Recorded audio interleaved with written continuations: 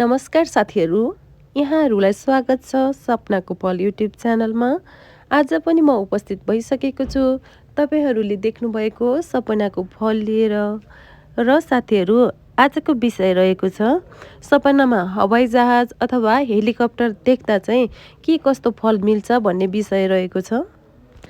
साथीहरू, हामीहरू सबैजनाले विभिन्न खालका थुप्रै सपनाहरू देख्छौँ। त्यसमध्ये सपनामा हवाईजहाज चढेको, हवाईजहाजमा उडेको, हवाईजहाजमा चाहिँ आगो लागि भइरहेको यस्तो खालको देखियो भने, अथवा प्लेन क्र्यास भएर चाहिँ खस्दै जमिनमा खस्दै गरेको, अथवा तपाईँ आफै प्लेनमा चढेर उड्नु भएको, अथवा तपाईँ आफै पाइलट भएर प्लेन चलाइरहनु भएको, अथवा तपाईँ प्लेनबाट झर्दै गरेको अथवा प्लेनमा चढ्दै गरेको यस्तो खालको सपना देख्नुभयो भने यस्तो सपनाले चाहिँ के कुराको सङ्केत गर्दछ भन्ने विषय अन्तर्गत रहेर म तपाईँहरूलाई आज सपनाको फल भन्छु। सुरुमा साथीहरू, तपाईँहरू निदाएको बेलामा आकाशमा जहाज अथवा हेलिकप्टर उडेको मात्रै सपना देख्नुहुन्छ भने यसलाई एउटा शुभ सपना मानिन्छ। यदि तपाईँले यस्तो सपना देख्नुहुन्छ भने चाहिँ तपाईँको उद्देश्य प्राप्तिको सङ्केत गर्दछ। तपाईँले कुनै पनि कार्य केही उद्देश्य राखेर गर्नुभएको थियो अथवा गर्नुहुनेछ भने तपाईँलाई चाहिँ शीघ्र त्यसमा चाहिँ सफलता मिल्नेछ भन्ने कुराको सङ्केत गर्दछ। यसै गरी साथीहरू, अर्को सपना, यदि सपनामा तपाईँले जहाज उडाउँदै गरेको देख्नुहुन्छ, त्यो पनि तपाईँ आफै नै पाइलट भएर जहाज उडाउँदै गरिरहेको यस्तो खालको सपना देख्नुहुन्छ भने यसलाई पनि एक शुभ सपना मानिन्छ। यदि तपाईँहरूले यस्तो खालको सपना देख्नुहुन्छ भने तपाईँलाई चाँडै नै केही न केही शुभ समाचार प्राप्त हुन्छ भन्ने कुराको सङ्केत गर्दछ।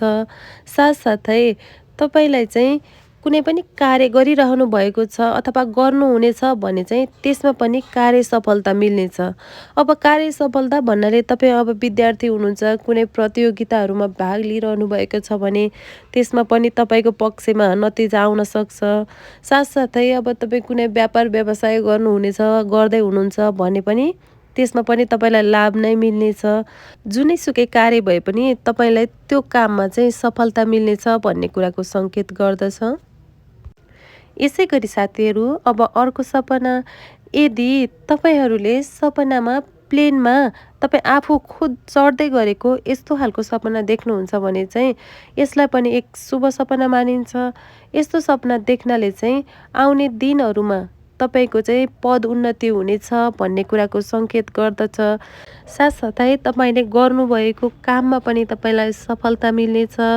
अब व्यापार व्यवसायमा सफलता होस् अथवा शैक्षिक क्षेत्रमा सफलता होस्, कुनै प्रतियोगिताहरूमा भाग लिनुभएको छ त्यसमा पनि सफलता होस्, जुनै पनि क्षेत्रमा तपाईँलाई कार्य सफलता पनि मिल्नेछ। साथसाथै तपाईँले यदि प्लेन चढ्दै गरेको यस्तो खालको सपना देख्नुहुन्छ भने चाहिँ तपाईँलाई मान सम्मान पनि प्राप्त हुन्छ। अझ भन्नुपर्दा साथीहरू, तपाईँहरूले यस्तो सपना देख्नुभयो भने समाजसेवा गर्ने मौका मिल्छ।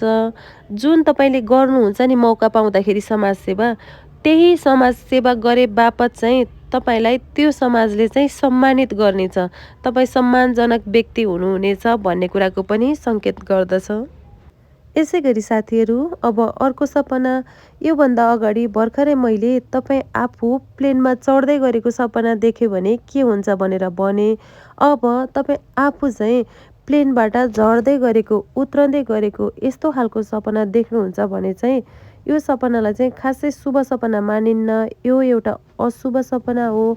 यस्तो सपना देख्नाले चाहिँ तपाईँलाई आउने दिनहरूमा अथवा तपाईँले पहिला गरिराख्नु भएको कुनै काम छ भने चाहिँ त्यसको रिजल्ट अब आउँदैछ भने चाहिँ तपाईँलाई त्यसमा कार्य असफलता मिल्नेछ भन्नाले अब तपाईँले कुनै परीक्षाहरू दिएर बस्नुभएको छ, तपाईँहरू विद्यार्थी हो भने चाहिँ तपाईँको त्यसमा तपाईँहरूले सोचेअनुसारको नतिजा नआउन सक्छ। अब कुनै व्यापार व्यवसायहरू गर्नुभएको छ भने पनि त्यसमा तपाईँहरूलाई घाटा सहनु पर्ने हुनसक्छ। अब भन्नुपर्दाखेरि तपाईँले गर्नुभएको जुनै पनि काममा चाहिँ तपाईँले सफलता हासिल गर्न चाहिँ धेरै नै कष्ट गर्नुपर्छ भन्ने कुराको सङ्केत गर्दछ। यसै गरी साथीहरू, अब अर्को सपना, यदि तपाईँहरूले सपनामा प्लेन जहाज क्र्यास भएको, आगो लागेर तल झर्दै गरेको अथवा कुनै कारणवश दुर्घटना भएको यस्तो खालको सपना देख्नुहुन्छ भने यसलाई चाहिँ एउटा अशुभ सपना मानिन्छ। यस्तो सपना देख्नाले तपाईँहरू कहीँ कतै वाद विवादमा फस्दै हुनुहुन्छ, कहीँ कतै झैझगडामा पर्दै हुनुहुन्छ अथवा कुनै पनि काममा तपाईँहरूले गरिरहेको काममा चाहिँ बाधा आइपर्नेछ भन्ने कुराको सङ्केत गर्दछ। साथसाथै तपाईँहरूसँग भएको मूल्यवान धन सम्पत्तिहरू, माल सामानहरू, गरगहनाहरू चाहिँ चोरी हुने अथवा हराउनेछ भन्ने कुराको पनि सङ्केत गर्दछ। यसै गरी साथीहरू अब अर्को सपना, यदि तपाईँहरूले सपनामा प्लेन बनाउँदै गरेको कुनै मिस्त्रीहरूले चाहिँ पुरानो बिग्रिएको प्लेनहरू अथवा नचल्ने प्लेनहरू चाहिँ बनाइरहेको यस्तो खालको सपना देख्नुहुन्छ भने चाहिँ यसलाई पनि एक शुभ सपना मानिन्छ। यस्तो खालको सपना देख्नाले चाहिँ यदि तपाईँहरूले कुनै काम गर्दै हुनुहुन्थ्यो, कुनै काम थालनी गर्दै हुनुहुन्थ्यो अथवा पहिला सुरु गरेको काम केही कारणवश त्यो काममा चाहिँ समस्या परेर कुनै बाधा अडचनहरू आइपरेर चाहिँ त्यो काम रोकिएको थियो, तपाईँहरूले चाहे अनुसारको चाहिँ त्यो काम गइरहेको थिएन, सोचे अनुसारको सफलता मिलिरहेको थिएन, कुनै कारणवश चाहिँ त्यो कार्य अड्किरहेको थियो अथवा रोकिएको थियो भने चाहिँ यदि सपनामा तपाईँले प्लेन बनाइरहेको यस्तो खालको सपना देख्नुभयो भने चाहिँ त्यो रोकिएको अड्किएको काम चाहिँ पुनः थालनी हुनेछ, पुनः सुचारू हुनेछ र त्यसले चाहिँ तपाईँलाई सफलता पनि दिलाउनेछ, तपाईँलाई सफल पनि गराउनेछ, सफलता मिल्नेछ भन्ने कुराको सङ्केत गर्दछ। अब भन्नुपर्दा चाहिँ तपाईँको रोकिएको, अड्किएको, बिग्रिएको कामहरू चाहिँ यस्तो सपना देखेपछि त्यो काम चाहिँ सजिलैसँग बन्नेछ भन्ने कुराको सङ्केत गर्दछ। यसै गरी साथीहरू अब अर्को सपना, यदि तपाईँहरूले चाहिँ सपनामा तपाईँहरू चाहिँ एयरपोर्टमा घुमिरहनु भएको छ अथवा तपाईँहरू कसैलाई को प्रतीक्षामा त्यहाँ बसिरहनु भएको थियो, त्यही बेलामा चाहिँ कुनै पनि जहाजबाट चाहिँ धेरै मान्छेहरू चाहिँ जहाजबाट झरेर उत्रिएर तपाईँ भएको ठाउँतिर चाहिँ आइरहेको यस्तो खालको सपना देख्नुहुन्छ भने यो सपनालाई पनि शुभ सपना मानिन्छ। यदि तपाईँले यस्तो सपना देख्नुभयो भने चाहिँ तपाईँलाई आउने दिनहरूमा चाहिँ प्रशस्त मात्रामा धनलक्ष्मी प्राप्त हुनेछ भन्ने कुराको चाहिँ सङ्केत गर्दछ। तर साथीहरू ठ्याक्कै यसको उल्टो के हुन्छ भन्दाखेरि चाहिँ यदि तपाईँ एयरपोर्टमा बसिरहेको बेलामा चाहिँ तपाईँ बसेको ठाउँबाट धेरैजना मान्छेहरू चाहिँ प्लेन चढ्नको लागि तपाईँ बसेको ठाउँ तपाईँलाई छोडेर उनीहरू चाहिँ अगाडितिर प्लेन भएकोतिर, जहाज भएकोतिर चाहिँ लम्कँदै गरेको यस्तो खालको सपना देख्नुहुन्छ भने चाहिँ यो चाहिँ एउटा अशुभ सपना हो। यस्तो सपना देख्नाले तपाईँलाई आउने दिनहरूमा तपाईँको चाहिँ धन हानि हुनेछ, धनमा क्षति हुनेछ भन्ने कुराको सङ्केत गर्दछ। यसै गरी साथीहरू अब अर्को सपना रहेको छ, तपाईँ चाहिँ सपनामा आफै नै प्यासेन्जर भएर प्लेनमा चाहिँ जहाजमा, हेलिकप्टरमा यात्रा गर्दै हुनुहुन्छ भने यो पनि एउटा शुभ सपना हो। यसले चाहिँ आउने दिनहरूमा चाहिँ तपाईँको चाहिँ कार्य सफलता, तपाईँको कुनै पनि काममा चाहिँ तपाईँ सफल हुनुहुनेछ भन्ने कुराको सङ्केत गर्दछ र तपाईँले आफ्नो नयाँ जीवन सुरुवात गर्नुहुनेछ अथवा नयाँ कामको थालनी हुनेछ भन्ने कुराको पनि सङ्केत गर्दछ। यसै गरी साथीहरू अब अर्को सपना, यदि तपाईँहरूले सपनामा तपाईँहरू एयरपोर्टमा हुनुहुन्छ, अब कुनै यात्राको क्रममा हुनुहुन्छ अथवा कसैको प्रतीक्षामा हुनुहुन्छ, त्यो बेलामा चाहिँ एयरपोर्टमा अब बसिरहेको अवस्थामा अथवा उड्न तयारी भइरहेको अवस्थामा चाहिँ एकदमै धेरै मात्रामा हवाईजहाज अथवा हेलिकप्टरहरू देख्नुहुन्छ भने चाहिँ यसलाई पनि एकदमै शुभ सपना मानिन्छ। यस्तो सपना देख्नाले चाहिँ तपाईँले चाँडै नै कुनै न कुनै खुसीको समाचार, खुसीको खबरहरू चाहिँ प्राप्त गर्नुहुनेछ भन्ने कुराको सङ्केत गर्दछ। साथसाथै तपाईँले आफ्नो जीवनमा अहिले जुन निर्णय लिइरहनु भएको छ, जुन निर्णयहरू गरिरहनु भएको छ, त्यो चाहिँ भावी जीवनमा चाहिँ एकदमै सही साबित हुनेछ भन्ने कुराको पनि सङ्केत गर्दछ।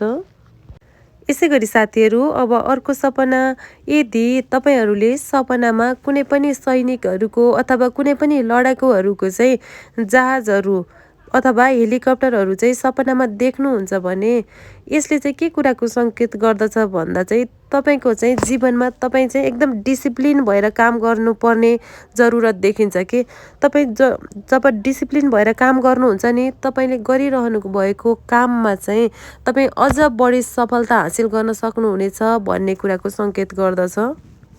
यसै गरी साथीहरू अब अर्को सपना रहेको छ, यदि तपाईँहरूले सपनामा हेलिकप्टर अथवा हवाईजहाजलाई चाहिँ कसैले हाइज्याक गरेर चाहिँ त्यसलाई ल्यान्डिङ गराउँदैछ भने चाहिँ यस्तो सपना देख्नाले के कुराको सङ्केत गर्दछ भन्दा तपाईँले चाहिँ जीवनमा भोगिरहनु भएको समस्याहरूबाट तपाईँहरू मुक्ति चाहनुहुन्छ, त्यो समस्याहरूबाट चाहिँ तपाईँहरूले छुटकारा पाउन चाहनुहुन्छ भन्ने कुराको सङ्केत गर्दछ र तपाईँले त्यो कुरा पाउनु पनि हुनेछ।